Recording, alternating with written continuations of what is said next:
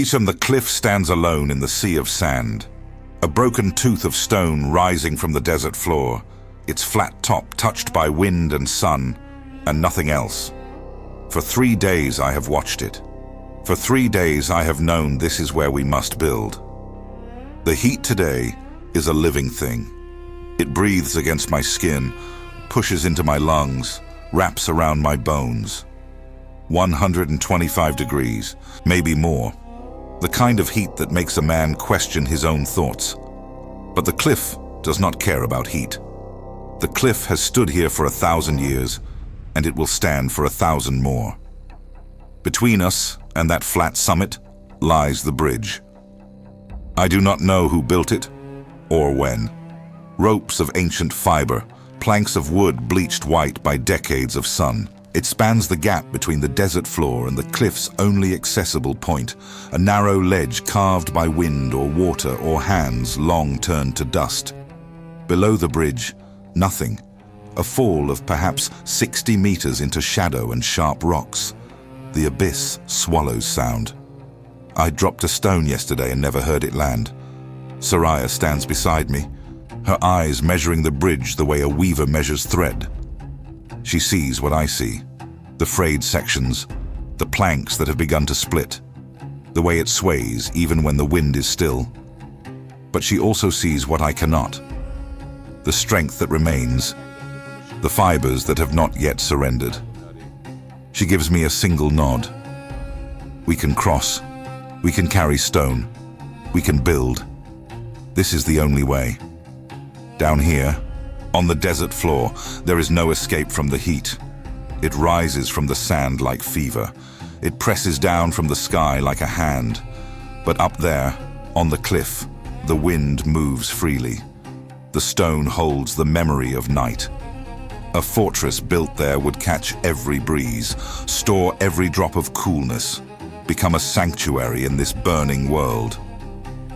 We have tried other shelters, dugouts that filled with scorpions, caves that trapped the heat like ovens, lean-tos that offered shade but no relief. None of them worked. The desert rejected each attempt, teaching us through failure what we should have known from the start. To survive here, we must rise above the sand. We must climb.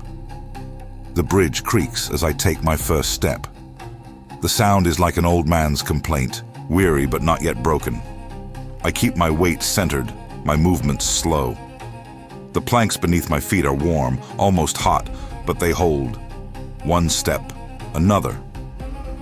The abyss yawns below me, patient and dark. I do not look down. I learned long ago that the desert punishes those who stare too long at their own fear. Halfway across, the bridge begins to sway. Not from wind, from something in its own structure, some rhythm of tension and release that I cannot predict. I stop. I breathe. I wait for the motion to settle. Behind me, I hear Soraya's quiet intake of breath. She is watching. She is ready. If the bridge takes me, she will not follow blindly. She will find another way. This is not coldness. This is survival. We have been married long enough to know that grief must wait until the work is done. But the bridge holds. I reach the far side, the narrow ledge of stone, and I feel the cliff's solidity beneath my feet like a promise. The stone is hot from the sun, but beneath that surface heat, I sense something else. Coolness, depth. The cliff remembers the cold nights, holds them in its bones, waits to share them with anyone wise enough to ask. Soraya crosses next. She moves differently than I do, her steps lighter, her balance more intuitive. The bridge sways, but she sways with it, becoming part of its rhythm rather than fighting against it. She reaches me in half the time, her eyes already looking past me to the flat summit above. The climb from the ledge to the top is steep but possible. Handholds worn into the rock by ancient visitors. Footholds that fit our feet, as if carved for us.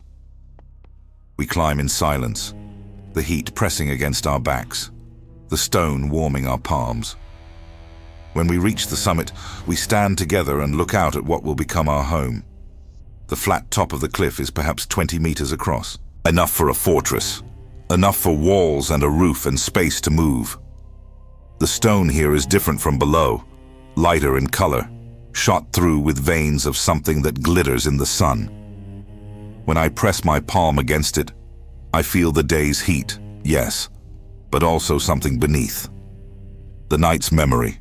The stone is a vessel, holding both. Soraya walks the perimeter while I stand at the center. She's looking for cracks, weaknesses, places where the cliff might betray us.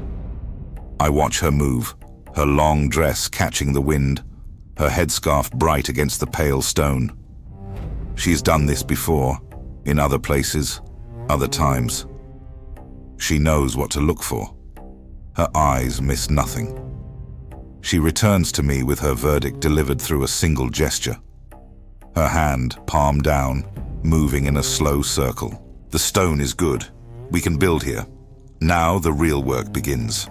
We descend again, cross the bridge again, return to our camp on the desert floor where we have gathered our materials. Stones collected from a dry riverbed half a day's walk from here. Smaller rocks for filling gaps.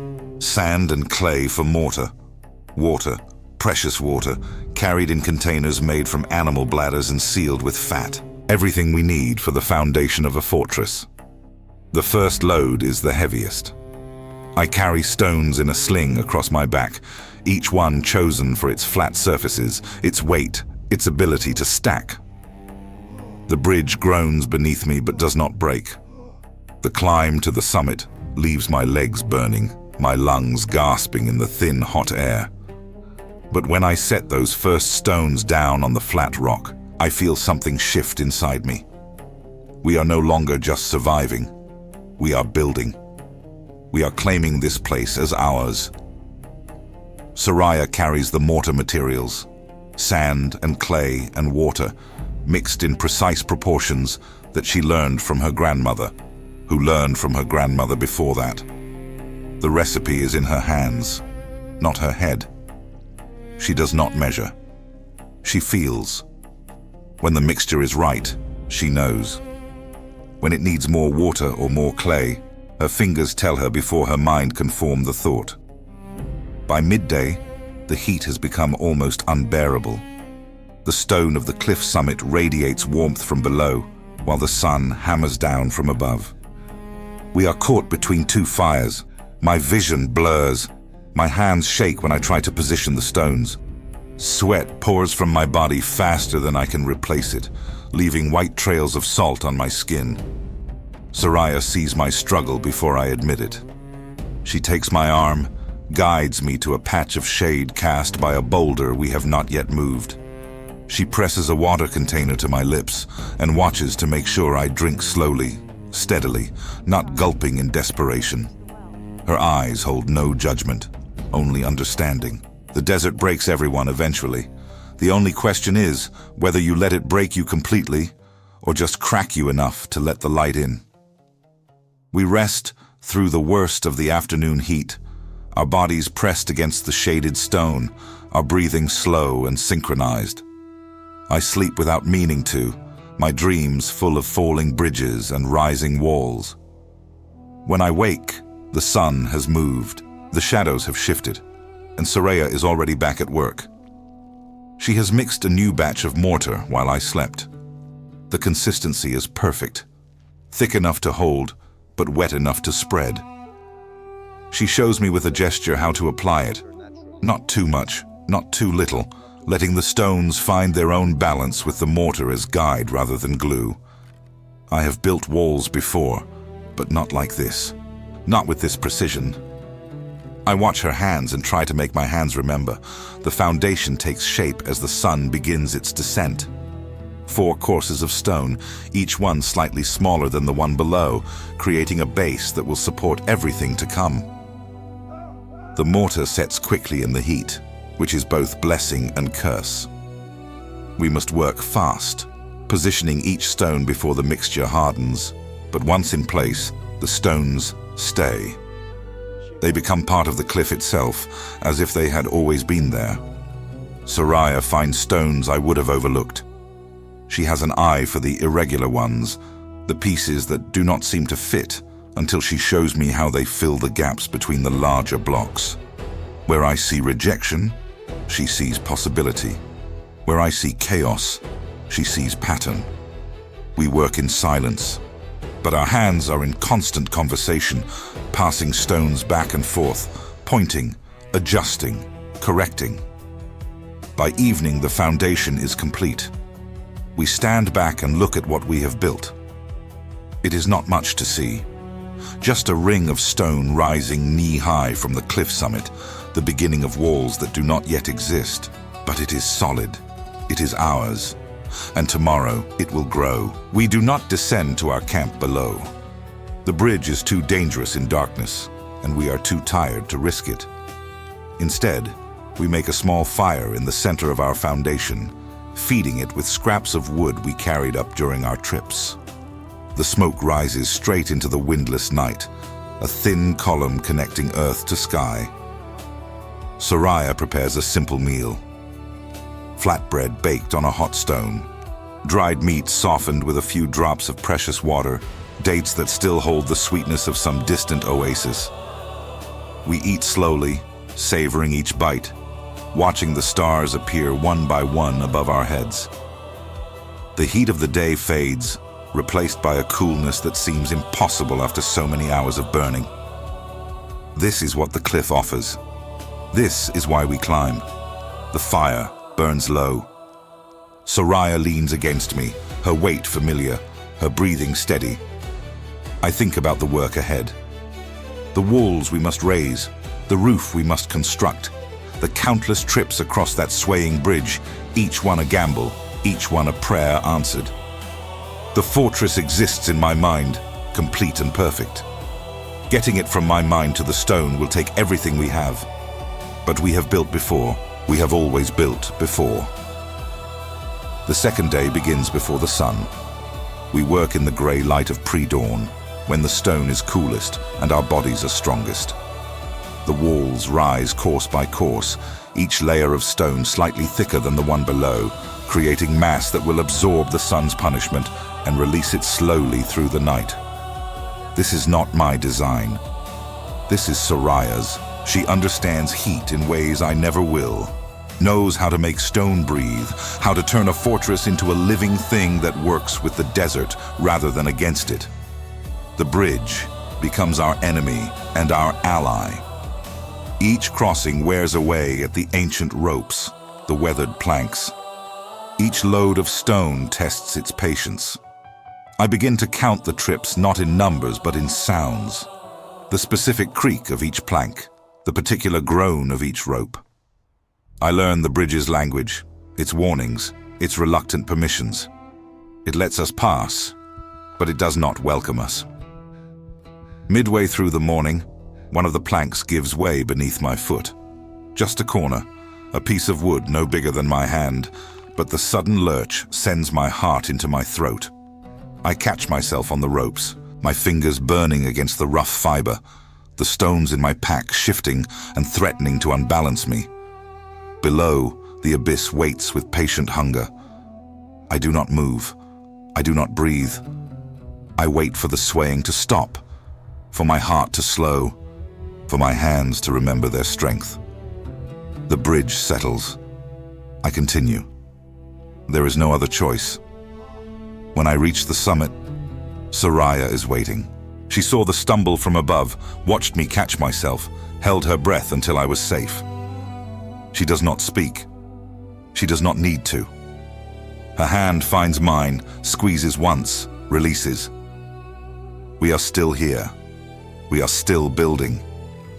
The walls reach waist height by noon. The heat returns with vengeance, as if angry at our progress. The stones become difficult to handle, their surfaces hot enough to blister skin that lingers too long. We wrap our hands in strips of cloth, work in shorter bursts, rest in the growing shadow of our own creation. The fortress is beginning to cast shade.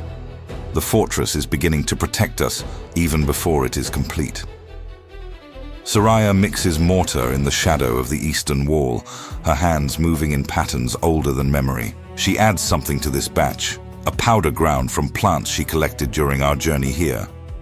She does not explain. She does not need to. The mortar she makes is stronger, more flexible, better suited to the expansion and contraction that the extreme temperatures will demand. Her grandmother's grandmother knew these secrets. Now Soraya knows them. Perhaps one day, she will pass them on. I carry stones until my back screams for mercy. I position them until my fingers refuse to grip. The wall rises, course by course, stone by stone, each one a small victory against the desert's indifference. The fortress is taking shape now, no longer just a foundation, but a structure, a space, a shelter waiting to be born. But the bridge is failing. I notice it first in the ropes. The main supports, the thick cables that hold everything together, have begun to fray more rapidly. The constant weight of our crossings, the stress of carrying stone, the relentless attack of sun and wind and time, all of it is taking its toll. I count the intact fibers. There are fewer today than yesterday. There will be fewer tomorrow than today. Soraya notices too. She stands at the cliff's edge, looking down at the bridge with the same measuring gaze she gave it on our first day. But her expression has changed. The confidence is still there, but it is joined now by something else. Calculation. We are in a race, and the bridge is both our path and our timer. We work faster. We take more risks. We carry heavier loads, make longer trips, push our bodies past the point of complaint into the territory of silent endurance. The walls climb higher. The bridge sinks lower. We are building a fortress while our only escape route crumbles beneath our feet. On the third day, we begin the difficult work of creating the roof. This requires different stones, flatter and wider, capable of spanning the gaps between the walls. These stones are heavier, more awkward to carry, more dangerous to position. One wrong move could send them crashing down, could undo days of work in a single catastrophic moment. Soraya leads this phase. She has an instinct for weight distribution, for finding the balance point where stone meets stone and becomes stable. I follow her instructions. Position the slabs where she indicates. Hold them steady while she adjusts the mortar beneath. We work in a rhythm that requires no words, two bodies moving as one, building something larger than either of us alone could create. The roof takes shape, a flat expanse of stone that will shield us from the sun's direct assault. But it is not complete. There is a gap in the center, a deliberate opening that Soraya has planned from the beginning. When I question her with a look, she gestures upward. Ventilation. Heat rises.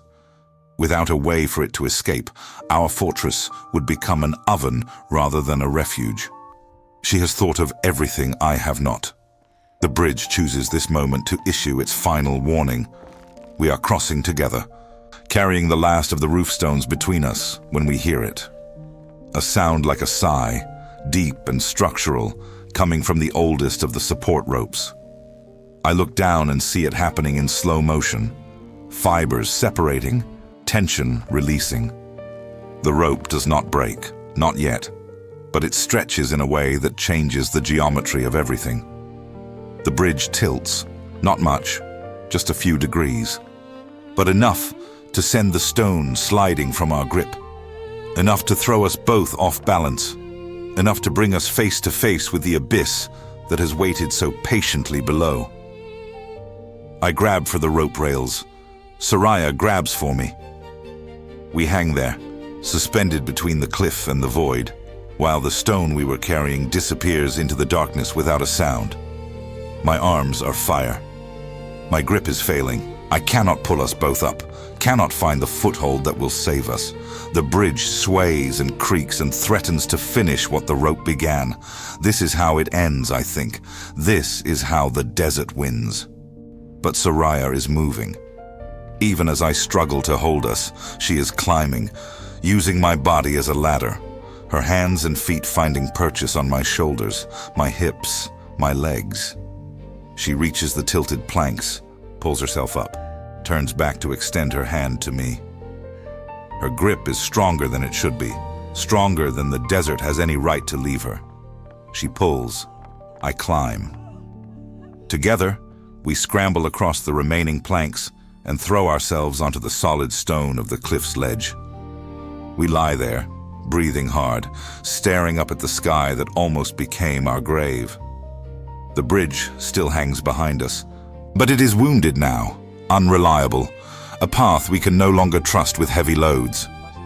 If we need more stones, we will have to find them here, on the cliff itself. If we need to descend, we will have to find another way. Soraya sits up first. She looks at the bridge, then at me, then at the fortress rising behind us. Her expression is clear. We finish with what we have. We make it work. We do not give up. The last day of building is the hardest. The heat reaches its peak, the air so thick with warmth that breathing feels like drinking fire. We have no more mortar. We have no more water to make it. We work with what remains, fitting the final stones dry, relying on gravity and precision to hold them in place. Soraya finds a crack in one of the walls. I would have missed it, would have called the work complete and moved on. But her fingers trace the floor, feel where the stress is building, know that this weakness will grow if not addressed. She searches the cliff summit until she finds a stone, the exact shape of the problem. She positions it, tests it, adjusts it, tests again. When she steps back, the crack is gone. The wall is whole. The roof gap receives its final treatment. Soraya weaves a cover from strips of cloth and strands of her own hair, a lattice that will block the sun while allowing heat to escape. It is not permanent. It will need to be replaced. But for now, it is enough. For now, it completes the fortress. We stand together inside our creation as the sun reaches its highest point. Outside, the world is burning. The stone of the cliff radiates heat like a forge. The air shimmers and dances. Nothing moves in that furnace except the waves of warmth rising from the sand far below. But inside the fortress, we feel the difference immediately. The thick walls have absorbed the morning's heat. Yes, but they have also held onto the night's coolness. The temperature inside is bearable, almost comfortable. The shade is complete, unbroken. A darkness that feels like mercy after so many days of relentless light. Soraya places her palm against the interior wall. She holds it there for a long moment, feeling what the stone has to tell her. When she turns to me, her eyes are bright with something I have not seen in many days. Satisfaction, pride. We have done what we set out to do. We have built something that works. The bridge is lost to us now. 2 more ropes gave way during the night, leaving the structure hanging at an angle too steep to cross. We are trapped on this cliff, in this fortress, with only each other and whatever the sky decides to give us. But we are not afraid. The desert has taught us that fear is a luxury for those who have not yet learned to adapt. There is another way down. Soraya found it while exploring the cliff's edges, a series of hand and footholds carved into the rock face on the opposite side from the bridge. Ancient, worn, but usable. When we need to descend for supplies, we will descend. When we need to climb, we will climb. The bridge was convenient. The bridge is gone. We remain. That evening, we build a small fire outside the fortress walls. The flames are unnecessary for warmth. The night is still hot by any normal standard, but they serve another purpose. They mark our presence. They say to the desert and the darkness and anything that might be watching, we are here. We have built. We will not be moved. Soraya cooks our meal over the flames, the last of our provisions transformed by her hands into something that tastes like celebration. We eat slowly, passing the food between us, our fingers touching in the firelight. She has saved something special for this moment, a small pot of honey that I did not know she carried. She drizzles it over the flatbread, and the sweetness explodes on my tongue like a memory of better times. easier places, a life before the desert claimed us. The stars emerge one by one, then in clusters, then in rivers of light that span the entire sky. From up here on our cliff, we are closer to them than we have ever been. I can almost believe that if I reached up, my fingers would brush against their ancient fire. Soraya leans into me, and I feel the weight of her exhaustion, her satisfaction, her presence. We have built a fortress from stone and will. We have climbed where others would have fallen. We have carried loads that should have broken us across a bridge that did break, eventually, but not before we had taken everything we needed from it. The fire dies down to embers. The fortress stands solid and dark against the star-filled sky, a shadow that we created, a shelter that will outlast us both. Tomorrow we will begin the work of living here, of making this place not just a refuge, but a home. We will find new water sources, new food supplies, new reasons to wake each morning and face whatever the desert decides to send. But tonight, we rest. Tonight, we have earned this moment of peace. I think about the bridge, hanging broken over the abyss. I think about all the loads we carried across it, all the times it swayed and creaked and threatened, but ultimately held. The bridge did not fail us. The bridge gave everything it had, and when it had nothing left to give, it let go. There is a lesson there. There is always a lesson. Soraya's breathing slows. She is asleep, her body finally surrendering to the exhaustion she has denied for so many days. I hold her gently, careful not to wake her, watching the embers fade and the stars wheel overhead. The fortress at our backs is solid, real, a monument to stubbornness and skill. The cliff beneath us has accepted our presence, incorporated our work into its ancient stone. The desert did not defeat us. The heat did not defeat us. The broken bridge did not defeat us. We are still here, on this impossible cliff, in this fortress of our own making, surrounded by darkness and emptiness, and the patient indifference of a land that has swallowed countless others before us. But we are not countless others. We are Dariush and Soraya. We build, we adapt, we survive. The night deepens around us. The fire becomes ash. The fortress holds. I close my eyes and let sleep take me, dreaming of walls that rise forever, of bridges that never break, of a desert that finally offers something other than heat and dust and the endless challenge of staying alive. When I wake, the sun will be rising. The work will continue. There will be problems we have not anticipated, challenges we cannot yet see, moments when giving up seems like the only reasonable choice. But we will not give up. We never do. The fortress is proof of that. The fortress is our answer to every doubt, every fear, every whispered suggestion that perhaps this time the desert has asked too much. Let it ask. Let it demand. Let it throw its worst at these stone walls and see what happens. We built this place to last. We built it to hold against the heat and the wind and the weight of years to come. We built it with our hands, our sweat, our blood, our stubborn refusal to accept defeat. And now we will live in it. Now we will make it ours. The stars fade. The eastern sky begins to lighten. Another day in the desert begins. We are ready.